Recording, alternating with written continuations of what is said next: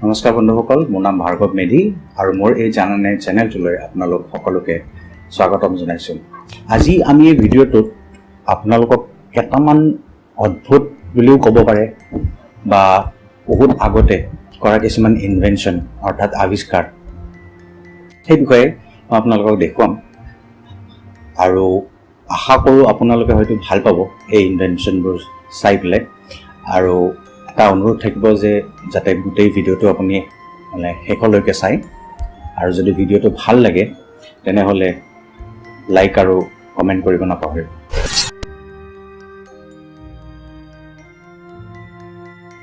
কেমেৰাৰ বিষয়েতো আপোনালোকে জানেই। আগতে নিগেটিভ ৰোল বা কেমেৰা ৰীল কেমেৰাত ভৰাই আমি ফটো তুলিছিলোঁ।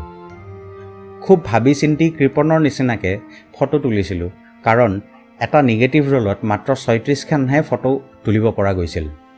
তাৰপিছত ওলাল ডিজিটেল কেমেৰা, য'ত নেকি নিগেটিভ ৰোলৰ ঠাইত মেমৰি কাৰ্ড ব্যৱহাৰ কৰা হয় আৰু আমি 500ৰ পৰা 1000 মান হাই কোৱালিটি ফটো তুলিব পৰা হ'লোঁ।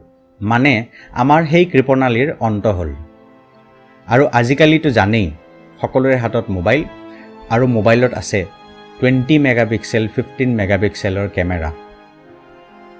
এতিয়া চাওক এই পিষ্টলটো, দেখিবলৈ 6টা গুলি চলাব পৰা ৰিভলভাৰৰ নিচিনা, কিন্তু আচলতে এইটো এটা কেমেৰা হয়।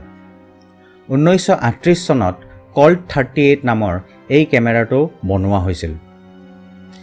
পিষ্টলত যেনেকৈ ট্ৰিগাৰডাল আঙুলিৰে টানি দিলে গুলি চলে, ঠিক তেনেদৰে এই পিষ্টলৰ নিচিনা দেখা কেমেৰাটোৰ ট্ৰিগাৰডাল টানি দিলে ফটো তোলা যায়।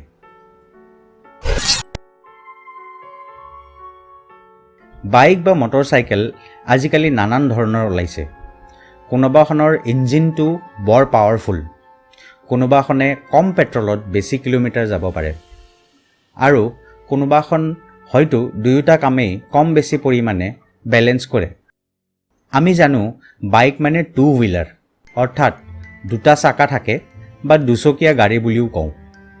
কিন্তু এটা চকা থকা বাইক চলাই পাইছেনে কেতিয়াবা? এইখন চাওক এচকীয়া বাইক। 1931 চনত জাৰ্মানী দেশত এই এচকীয়া বাইকখন আৱিষ্কাৰ অৰ্থাৎ বনাইছিল। এই বাইকখন গভেণ্ডছা নামৰ এজন ইটালিয়ান মানুহে বনাইছিল। এই এচকীয়া বাইকখনৰ মেক্সিমাম স্পীড অৰ্থাৎ অধিকতম গতি আছিল 93 মাইলছ পাৰ আৱাৰ, অৰ্থাৎ 150 কিলোমিটাৰ প্ৰতি ঘণ্টাৰ গতি আছিল।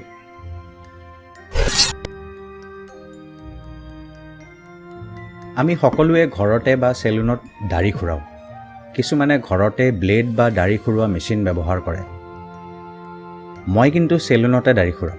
বৰ আৰামদায়ক আৰু টেনশ্যন ফ্ৰী। নিশ্চিন্ত মনে চকু মুদি বহি দিয়ক আৰু দাঢ়িখিনি নাপিতে বৰ বঢ়িয়াকৈ খুৰাই দিয়ে। 19 শতকত বনোৱা এই দাঢ়ি খুৰোৱা মেচিনটো চাওঁ আহক। এই মেচিনটোৰ বিশিষ্টতা এইটোৱে যে ই এবাৰত 10ৰ পৰা 12জন মানুহৰ দাঢ়ি এবাৰতে খুৰাব পাৰে।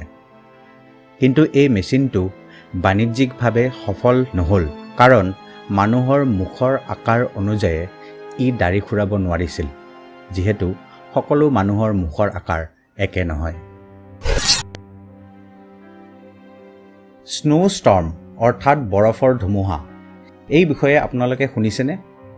যেনেকৈ আমাৰ উত্তৰ পূৰ্বাঞ্চলত বৰষুণৰ সৈতে বতাহ ধুমুহা আহে, ঠিক তেনেদৰে কিছুমান ঠাইত বৰফৰ ধুমুহা আহে। এই ধুমুহাত আপুনি যদি বাহিৰলৈ ওলাই যায়, আপোনাৰ মুখে কপালে বৰফ পৰি অৱস্থা বেয়া কৰি পেলায়। কিন্তু উপায় নাই, কাম থাকিলেতো যাবই লাগিব। এই প্ৰব্লেমটোৰ বিষয়ে গভীৰ চিন্তাত পৰি 1939 চনত কেনাডাৰ এজন ব্যক্তিয়ে স্নো প্ৰটেক্টৰ বনায়। ফটোখন চাই নিশ্চয় গমেই পাইছে যে এই আৱিষ্কাৰটো সেই সময়ত বৰফ পৰা জেগাৰ মানুহবোৰক কিমান সহায় কৰিছিল। আমি আজি ছায়েন্স আৰু টেকন'লজিৰ যুগত নানান ধৰণৰ আৱিষ্কাৰ দেখা পাই আছোঁ। তাৰ মাজত আটাইতকৈ শ্ৰেষ্ঠ আৱিষ্কাৰ হৈছে ৰবট। আজিও ৰবটৰ ওপৰত বহুত গৱেষণা চলি আছে, যাতে তাক আৰু বেছি বুদ্ধিমান আৰু শ্ৰেষ্ঠ বনাব পৰা যায়। বৈজ্ঞানিকৰ মতে অহা 15-20 বছৰ পিছত এনেকুৱা ৰবট তৈয়াৰ হৈ যাব, যিয়ে আমাৰ প্ৰায়ভাগ কামেই এই এডভান্স ৰবটে কৰি পেলাব। এতিয়া চাওক এই ৰবটটো। জাপানৰ কাগমে নামৰ এজন চৰ্বত বেপাৰীয়ে এই ৰবটটো বনাইছে। কিন্তু এই ৰবটটোৰ কাম কি? এই ৰবটটো আপুনি পিঠিত বেগৰ নিচিনাকৈ দাঙি ল'ব পাৰে আৰু এই ৰবটটোত এটা ছুইচ আছে যিটো টিপিলে আপোনাক এই ৰবটটোৱে বিলাহী খুৱাই দিব। মই হ'লে বুজি নাপালোঁ, বিলাহী খুৱাবৰ কাৰণে ৰবট বনাই কিবা লাভ আছে নেকি? আপোনালোকে কি ভাবে কমেণ্ট কৰি নিশ্চয় জনাব। এই বন্ধুসকল আজিলৈ ইমানেই। ভিডিঅ'টো যদি ভাল লাগিছে লাইক কৰিব আৰু যদি বেয়া লাগিছে ডিছলাইকো কৰিব পাৰে, একো আপত্তি নাই। আৰু কমেণ্ট কৰি নিশ্চয় জনাব যে কেনে পালে আপুনি ভিডিঅ'টো।